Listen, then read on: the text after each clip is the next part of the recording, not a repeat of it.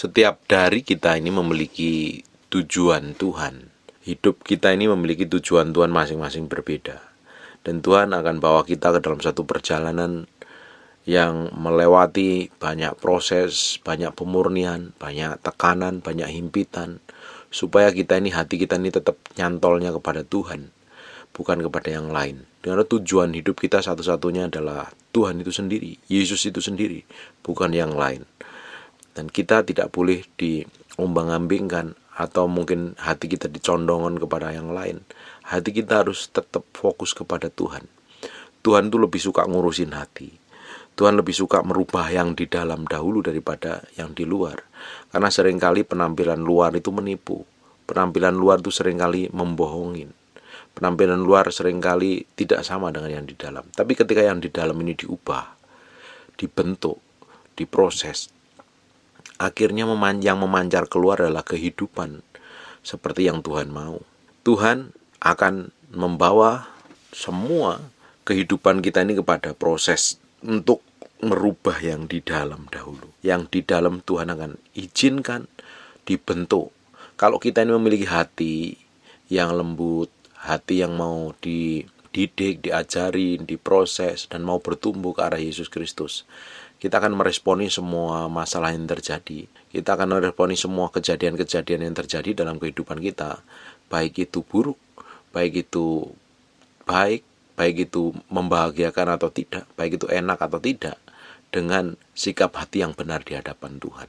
Kenapa kok Tuhan ini berurusan dengan hati kita? Saya sudah ngomong berkali-kali, Tuhan selalu mau berurusan dengan hati kita.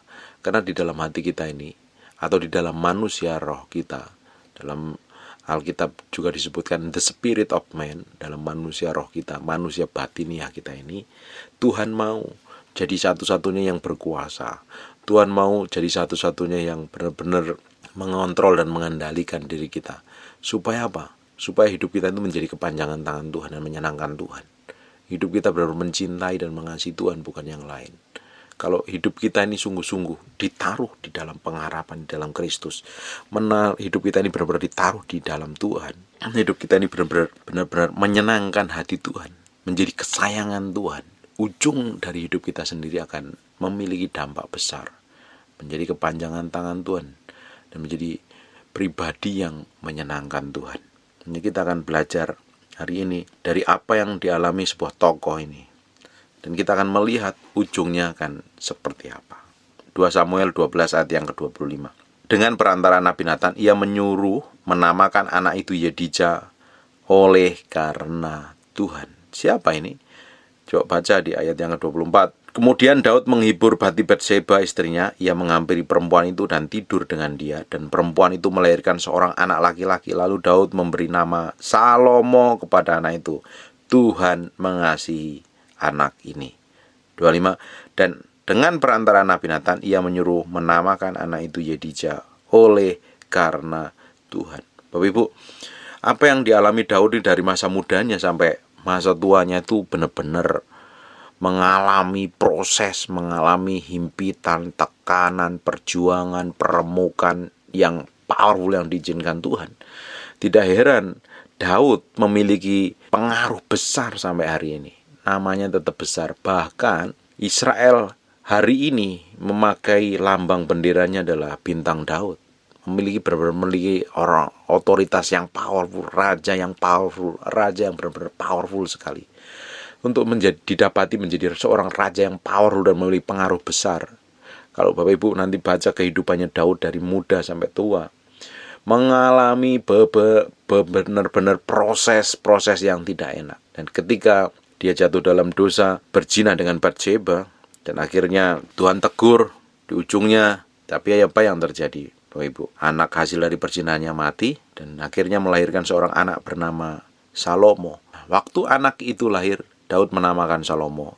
Tuhan melalui Nabi Nathan suruh mengganti nama sebenarnya, memberikan nama anak itu Yedija. Tapi apa yang dilakukan Daud? Daud tidak pernah mengganti namanya seperti yang Tuhan suruh.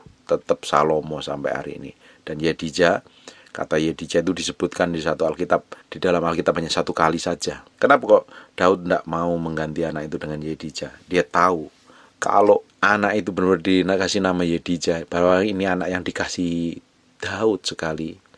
Daud setelah kematian anak, Daud benar-benar sedih hati. Dia tidak pingin anak yang ini mengalami yang seperti apa yang Daud alami.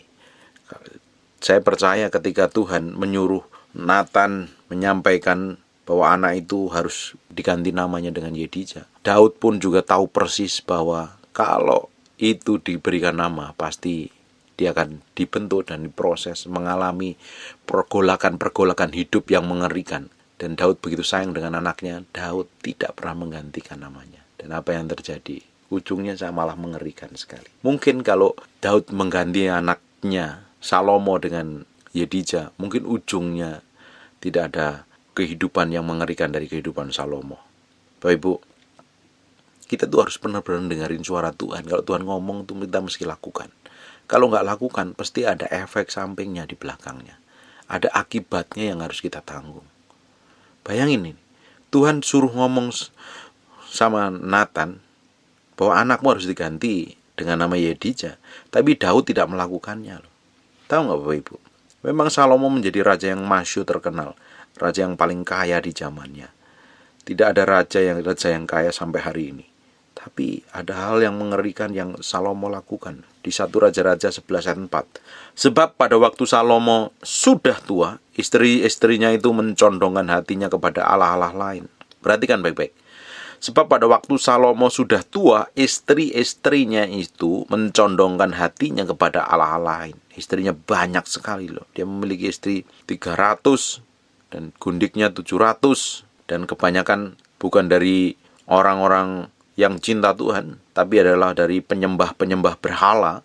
Dan pada waktu tua, Salomo istrinya itu mencondongkan hatinya kepada Allah lain, sehingga tidak sepenuh hati berpaut kepada Tuhan Allahnya seperti Daud ayahnya. Bayangin, saya berpikir ketika Daud mengganti namanya Salomo dengan Yedija, pasti kejadian ini tidak akan tertulis.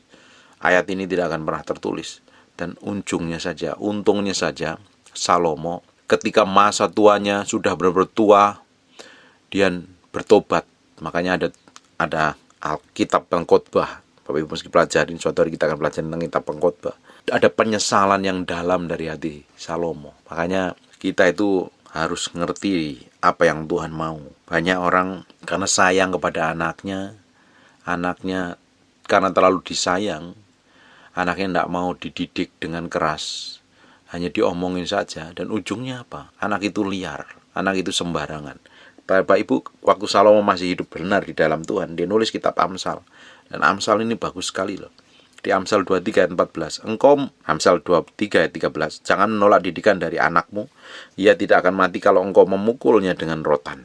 Engkau memukulnya dengan rotan, tetapi engkau menyelamatkan nyawanya dari dunia orang mati. Dan saya tahu Daud ini begitu sayang dengan Salomo, sehingga dia tidak ingin Salomo mengalami hal yang sama seperti yang Daud alami.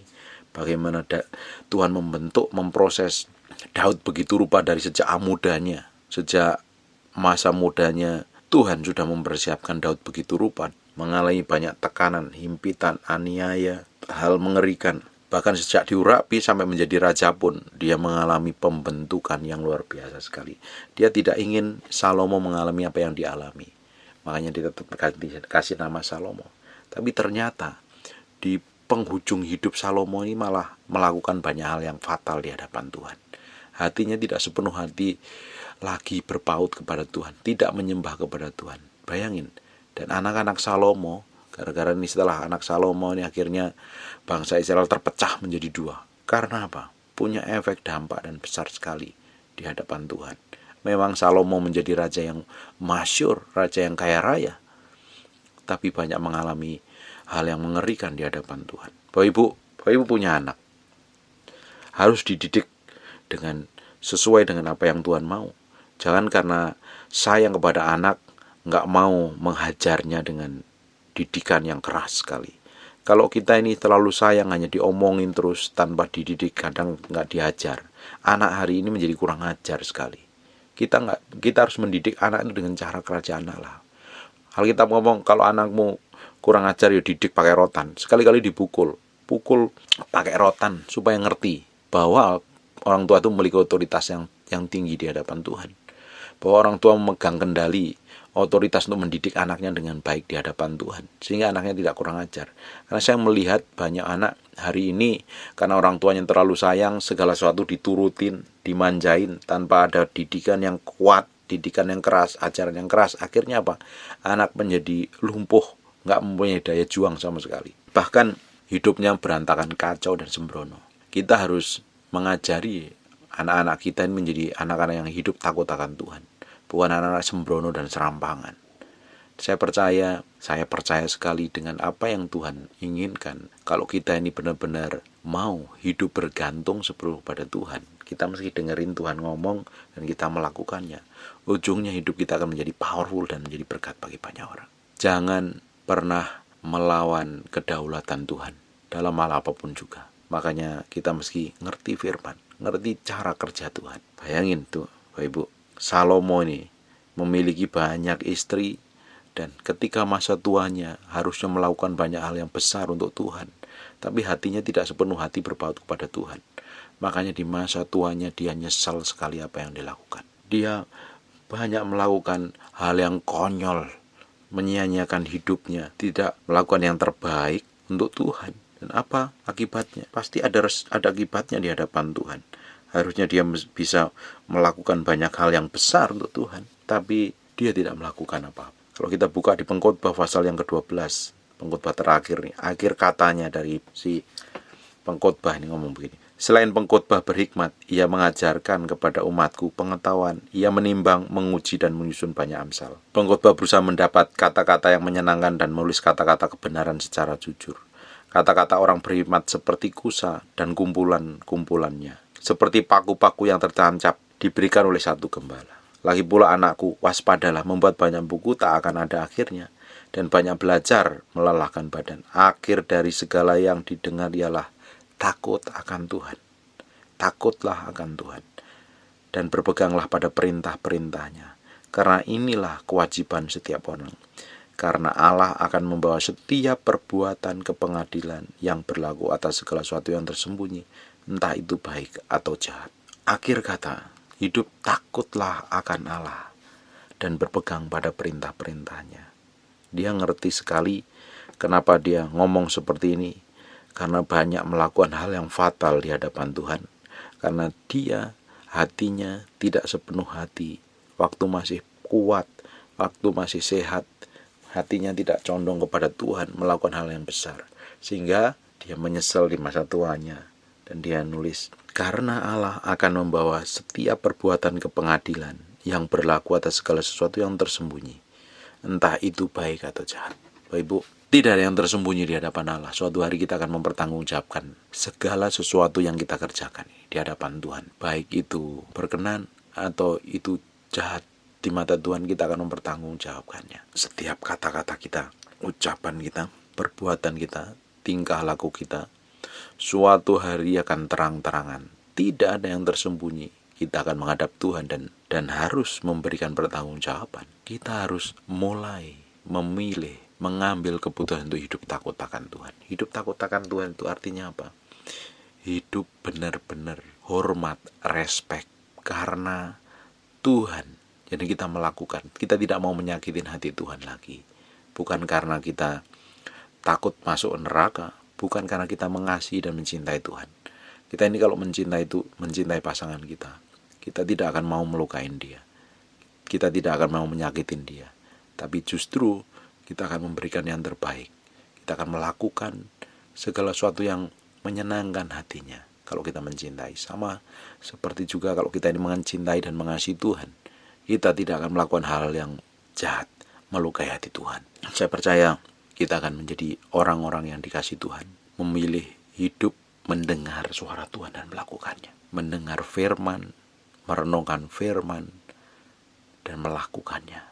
Ujungnya kita akan menjadi orang-orang yang dikasihi Tuhan, menjadi orang-orang kesayangan Tuhan, menjadi orang-orang favoritnya Tuhan. Amin. Saya berharap saya juga didapati menjadi orang yang favorit Tuhan. Bapak Ibu semuanya mendengarkan juga akan menjadi orang yang kesayangan Tuhan. Orang-orang yang mendapat anugerah dan kemurahan Tuhan, menjadi favoritnya raja-raja. menjadi favorit kesenangan Tuhan sendiri. Dan nama Tuhan akan dipermuliakan melalui kehidupan Bapak Ibu. Amin. God bless you.